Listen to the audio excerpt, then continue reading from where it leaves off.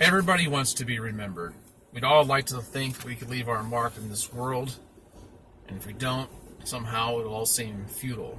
Some people are plagued by the thought that maybe they're not doing that. I'm going to tell you a story about a man who did leave his mark in this world by making a very small impression. A very small one, not a large one. The donut originated in the 1600s in Holland. The Dutch were famous for their fried pastries, and the Pilgrims, they brought it with them to America on the Mayflower. We've had them ever since.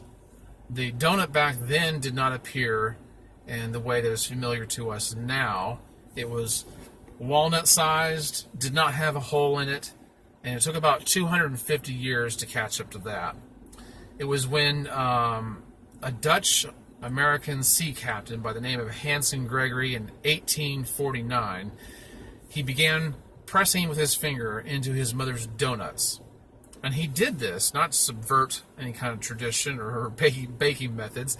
He just did this because he really believed that possibly this might result in a more even frying process, where the donuts might fry more thoroughly, eliminating the soft, doughy center. Well, it turns out he was right, and that's how we've been getting our donuts ever since. And you can't drive very far down the road without seeing a Dunkin' Donuts or a Krispy Kreme.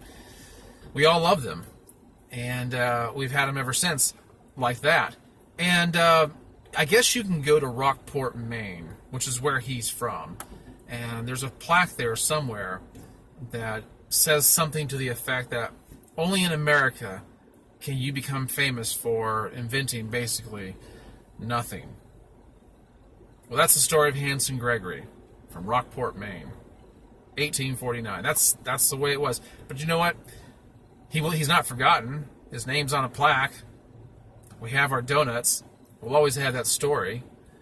And but he did it by making a small impression.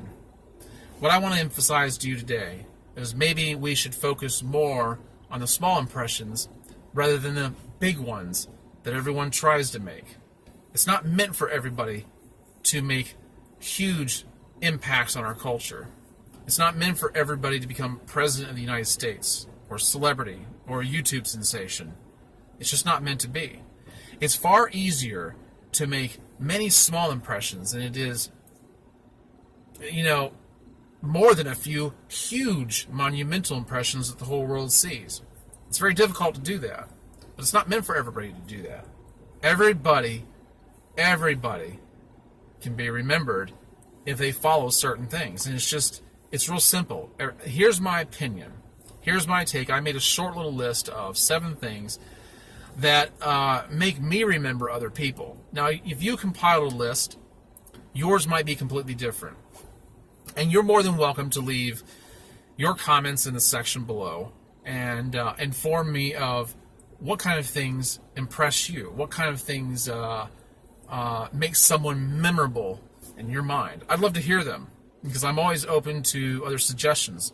Perhaps I'm going to mention something here that I just simply didn't think of earlier. So here's what I've written down. And I mean all of this very sincerely. I'm not being trite here. So listen to me out. Number 1, good posture. Good posture makes you more memorable.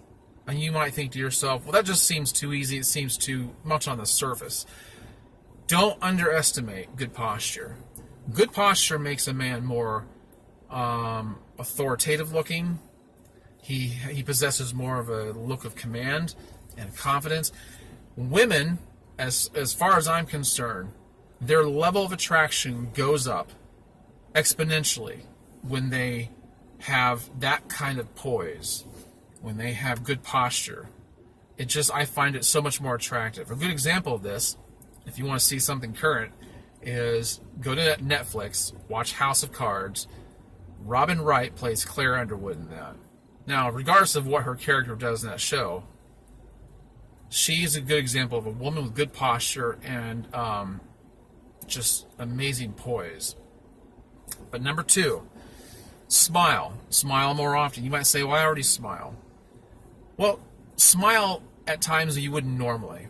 People generally only smile when they're comfortable or when they're told they have to, when it's a part of their job.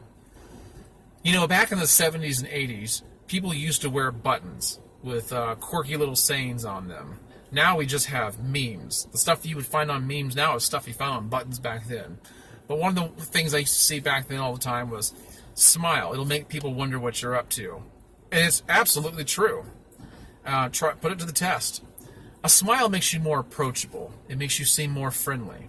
And people are more open to you when you smile. Now, there are people who don't even really want any of that, and then perhaps that's why they don't do it.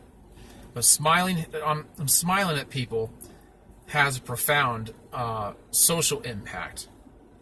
Number 3, offer sincere compliments. A compliment goes a long ways toward being remembered in someone's mind. My oldest son, when he was 3 years old, my father was dying, and he was lying in his bed, and my little boy came into the room. Now, he's a very quiet, shy boy. Didn't talk much, just even to family members. But he walked into the room where my father was on the bed, and he was wearing this armor of God outfit. It was a breastplate of righteousness, the sword of salvation. I think that's what it was, the helmet of salvation. I can't remember how it goes. Anyway, he was wearing this cute armor of God salvation, this little 3-year-old boy. And my dad turned to him and said, he goes, "Dash, you look really sharp in that. I really, really like that." And, of course, he didn't respond much at the time. My son is now 16 years old. He doesn't remember much of my dad, but he remembers that. He remembers that. Offer sincere compliments. I could say more about that, but I'm gonna get off of that for the time being, save it for another video. Number 4, remember names. Names, I am so impressed when somebody remembers my name. And the reason why is because I am not good at remembering names. When someone remembers your name, it makes you feel like they had somehow assigned value to you upon first meeting you. Now, that may not be really what they're doing. They might just be really good at remembering names. But it makes you feel as though you have had value assigned to you upon your first meeting with them. I wish I could remember names better, but I'm going to tell you, the reason I put this on the list is because when somebody remembers my name, I am so impressed because I'm so horrible at it. And I'm more likely to remember theirs after that. Number 5, listen intently to people. People don't remember people who don't let them talk. That's just the short of it. They don't remember people who don't let them talk. People need an outlet. People need someone who can hear them. And yes, it does feed their ego, but it's not all a bad thing. It's good to listen to people. People will trust you more. People will remember you more because it makes you seem more available. It makes you seem more friendly. And when you're listening to them without thinking about what you're going to say, and you don't have an appearance as though you're judging them, you are going to be remembered more. So listen intently. Number 6, demonstrate strong commitment to something, anything. And yes, I guess you could say, well, I'm committed to my wife, or I'm committed to my husband. I'm not talking about that. That's good. That's all great and everything. It's good to be committed to your family. But beyond that, be committed to something. People are impressed by people who are committed to something because so many people have a problem with discipline. And that's why people who offer exercise plans, diet plans, usually do pretty well, because they're hearkening to their lack of discipline. And people admire people who can stick to something. I have different disciplines I follow in my life at different times. But people respect a person who has discipline, who can demonstrate strong commitment to anything. You know who I'm talking about. The guys who get up at 5 o'clock in the morning and go to the gym. The man or the woman who gets up in the morning and goes and runs 3 to 5 miles. The people who join an organization or stick to a hobby and they become good at it. Because if you demonstrate strong commitment to something, chances are you're going to become good at it. And when you become good at it, people like anybody that can do something that they can't do. I know this from experience because I play the piano. And I'm not like super good. But anybody that hears me play thinks, that's great. But it's only because I'm doing something they can't. demonstrate strong commitment to something, it will leave a lasting impression on people. And number 7, practice grace under pressure. And when I say practice grace under pressure, it's because you really have to practice. It does not come naturally. If you're the man in the room who keeps their head about them when everything else is spinning, you're going to be remembered. If you can keep your cool when someone else is not keeping theirs, it will make you look in control. In fact, you will be in control. It's always good to practice grace under pressure. When life hands you something that you really, you legitimately can worry about, practice not worrying about it. Here's what that does. When you stop complaining, about your problem and you practice grace under pressure, it frees your mind up to be able to work on a solution. That's what it does. And I only gave you 7 things here. I guess maybe I should have added an 8th one, which is kind of what I just said. I said, stop complaining. But I didn't add that because it kind of goes along with practicing grace under pressure. And I can't emphasize that last one enough. Guys, these are just my list of things that make an impression on me and that make someone memorable to me. Perhaps they do to you. And I hope that it helps you. John Adams, the 2nd President of the United States of America, once said that man's drive for distinction trumps his drive for food, sex, or money. And I think he's absolutely right about that. Well, that's my take on it.